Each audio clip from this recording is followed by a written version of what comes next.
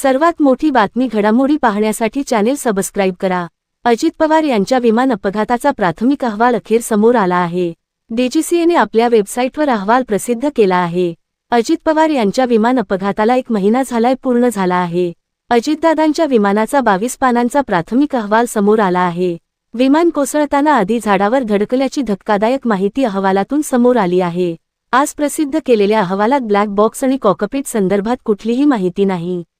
या अहवालात केवळ प्राथमिक माहिती आहे, मात्र अंतिम अहवाल यायला वेळ लागणार आहे। अपघातावेळी 2000 मीटर इतरी दृश्यमानता होती, तर फ्लाइट डाटा रेकॉर्डर उष्णतेमुळे खराब झाल्याचे अहवालात म्हटले आहे। ब्लॅक बॉक्स कॉकपिट तपासण्यासाठी अमेरिकन कंपन्यांची मदत घेण्यात येणार आहे।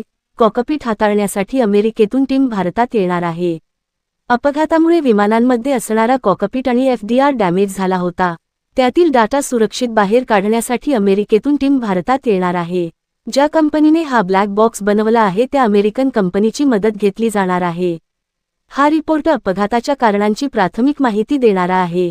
अजितदादांच्या विमान अपघाताबाबतचा प्राथमिक चौकशी अहवाल जाहीर करण्यात आला असून या अहवालात अपघाताच्या कारणांबाबत महत्त्वाचे तपशील समोर आले आहेत।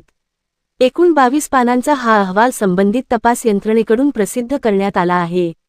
अहवालानुसार विमानाने प्रथम एका झाडाला धडक दिली आणि त्यानंतर ते जमिनीवर खाली कोसळले। अपघाताच्या वेळी परिसरातील दृश्यमानता सुमारे 2000 मीटर इतकी होती, असे नमूद करण्यात आले आहे।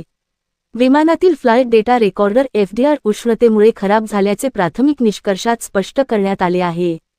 मात्र उपलब्ध यंत्रणांमधून रॉ डेटा डाउनलोड करण्यात आला असून त्याचे तांत्रिक विश्लेषण सुरू आहे। त्यामुळे काही महत्त्वाची माहिती मिळण्याची शक्यता व्यक्त करण्यात आली आहे। सदर अहवाल प्राथमिक स्वरूपाचा असून अंतिम निष्कर्षांसाठी पुढील तपास सुरू असल्याची माहिती देण्यात आली आहे।